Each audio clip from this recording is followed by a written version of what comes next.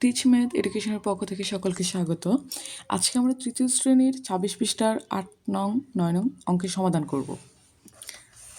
তাহলে আমাদের এখানে ৮ নং প্রশ্ন বলা হলো, একটি চিড়িয়াখানায় গতকাল এতজন দর্শনার্থী এসেছিল, আজকে এতজন দর্শনার্থী এসেছে, ২ দিনে চিড়িয়াখানায় মোট কতজন দর্শনার্থী এসেছে। আচ্ছা, আমরা জানি আমাদের প্রশ্নের মধ্যে যখন মোট কথাটা থাকে তখন আমাদের অঙ্কটা যোগ হয়, তার মানে আমাদের এই অঙ্কটা যোগ হবে। আমরা এটা সমাধান করব। এখন আমরা লিখব গতকাল দর্শনার্থী এসেছিল,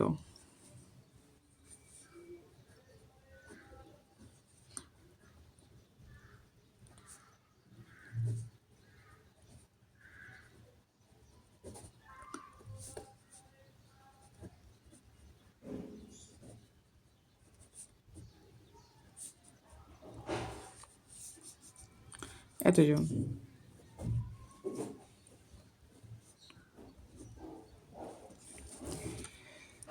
আজকে দর্শনার্থী এসেছে এতজন।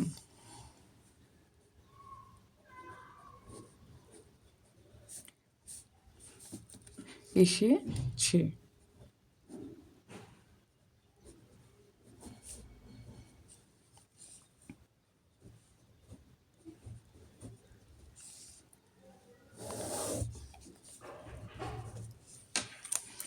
এখন যোগ করে ফেলবো।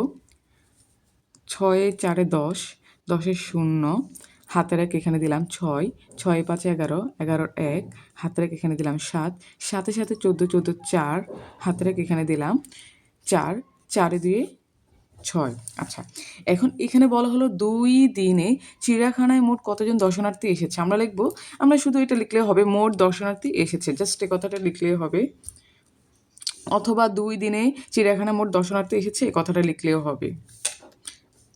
তাহলে এটা লিখি, 2 দিনে মোট দর্শনার্থী এসেছে।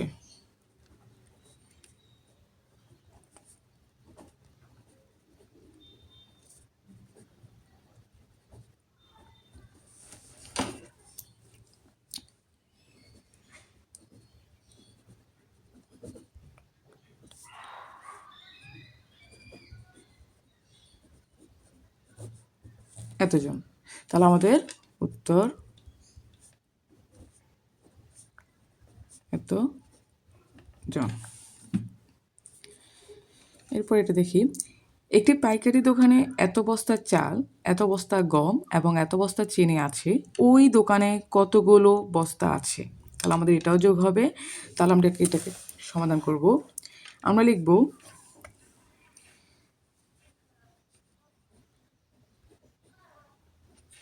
চাল আছে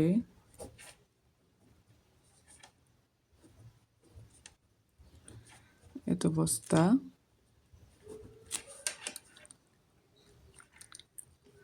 গম আছে এত বস্তা, চিনি আছে এত বস্তা। তাহলে আমাদের এটাও যোগ হবে। আমরা যোগ করে ফেলি।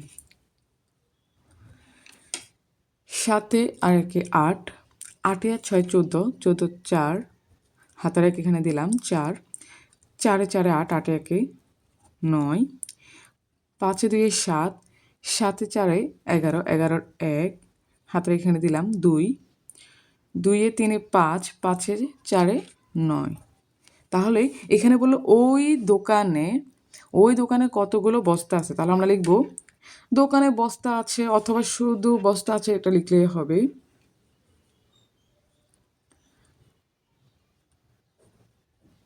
মোট বস্তা আছে এত বস্তা। তাহলে আমাদের উত্তর